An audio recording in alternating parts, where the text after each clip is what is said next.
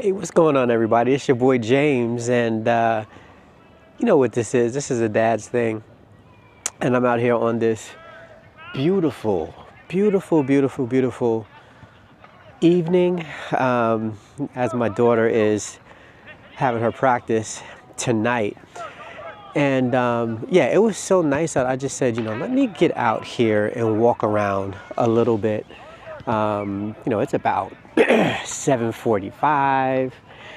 It's about 74 degrees out here. And like I said, it's just absolutely beautiful. But I really just wanted to come and say what's up.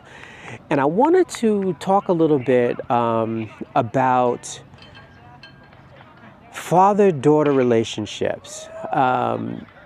Sunday, I listened to a podcast from Dr. David Miller, and he talked about the sacred bond between a black father and their daughters.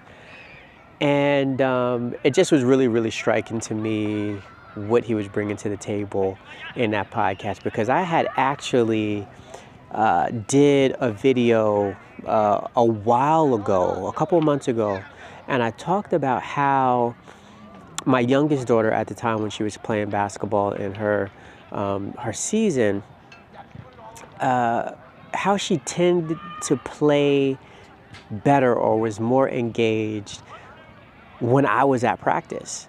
And there's so much more than just a practice, right? There's us driving to the gym, having conversation about ball, having conversation about life, just really getting into that space, bonding. And then when she goes out and have practice, ready to come back and tell me how she did. Did you see this, Dad? Did you see that? And it just really reminded me, this podcast I listened to on Sunday, of that video that I did, and of just things that I've been seeing and that I've been aware of. Not necessarily saying, the sacredness of the father-daughter relationship, but just knowing how important that relationship is, how important me as a dad being involved in their day-to-day life, whatever it may be, sports, school, life, just all of those things. How important it is. And, it just was really hammered home again today as I was driving, as my oldest and I were driving to soccer practice. She very sheepishly, and it's really interesting how kids approach things with you and how attentive you must be, because they're not always going to be direct when they're bringing up something that they want some guidance or some advice on. And my daughter said, my classmate was telling me, how she was eating this protein bar, and, she would eat them, and it caused her to gain weight. And, that was that. And I could have really left it just that, right? Oh, okay, she's eating these protein bars, so on and so forth. So I just went a little deeper and said, oh, that's interesting. Why did she do it? Give me a little, can you tell me a little bit more? And, is this something that you were looking into, And it just got us to talking, like, yeah, Dad, I'd like to gain some weight. And this is something that she and I have had conversations about. My daughter is like me. We're slight build, really, really light in the behind, for an old saying, light in the behind, but just a really petite young lady. And I know she wants to be bigger, right? Because she's going against all of these bigger girls in the sports that she plays. And I had to have a conversation with her, and I remember doing this maybe a year ago as she was playing, and she was, having a little insecurities with her size. And I was really just brutally honest, right? And I'm like, listen, there's no need to be crying about wanting to be bigger. We're small, and that's how it's going to be. And I knew I messed up in that moment. And again, like I said, this was about a year ago, and it didn't sit well with me after I dropped her off at school. I went to work, and I actually left work early to go see how she was doing, and to apologize for how I responded about something that was really important to her.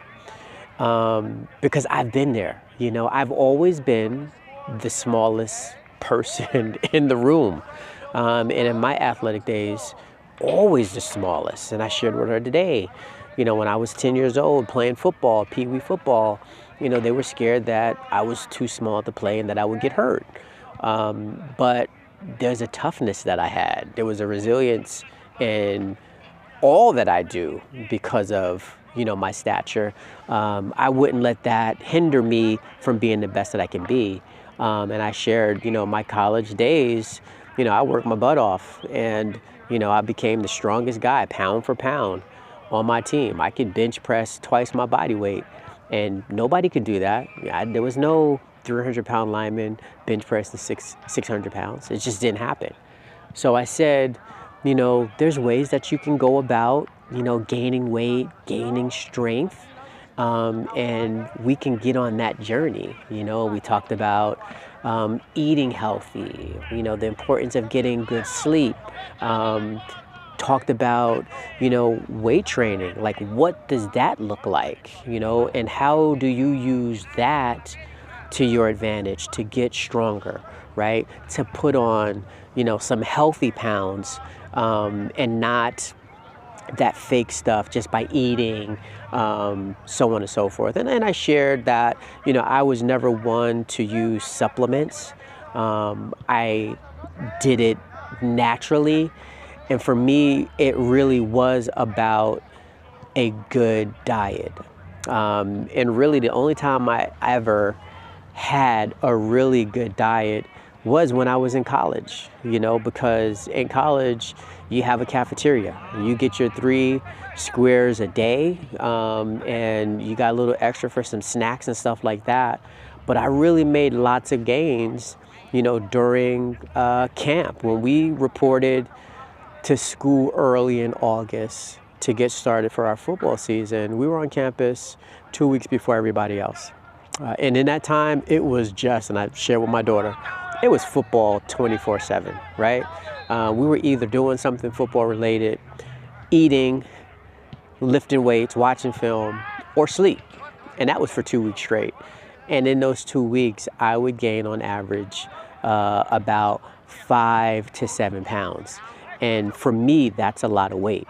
And then it took shape because I'm playing sports, I'm playing football, and I'm working out every day. So it was good weight, it was solid weight. And I told her, if you gained, 4 to 6 pounds and you do it the right way, it's going to take you far because you're already gritty, you're already tough. You know what I mean? We're not going to be 6 feet tall, but she's gaining more and more confidence in her height, her size, and she's not letting nobody push her around. And I'm not going to let anybody push her around because I'm going to let her know. I'm like, that's not how we get down in the Simmons household. All right, if I can play D1 football at 5'5", 135 pounds, you can do this yourself. So just really let her know that, I got her back. We're going to look into getting into the gym so she can get exposed to what working out looks like and using weights and doing that because, that's what it's all about. So just wanted to share that because it really prompted me to have this conversation of how important the bond is, between dad and daughter, because this was a body image conversation that we had, and I don't know if we didn't have our relationship through sports, if we would have been able to have that conversation, and I'm hoping that we can continue to have this conversation about body image and healthy body image, and how I can go about doing that more and more, right? And that she doesn't shy away from having that conversation with her dad and feels like she can only have that conversation with her mom. So I'm smiling because I feel good. I feel good that we could have that conversation. And the door is always open, and she knows that. So I'm glad she was able to do that, even though she tried to come, through the side door about what her friend does, and not so direct as, "Hey, Dad, I want to gain weight. I'm thinking about eating some bars or something like that." So just wanted to share, and hopefully, this can help you, have conversations with your daughters about topics that, sometimes can be very, very challenging, especially having it with a young female with their dad. As always, God bless, take care, be good.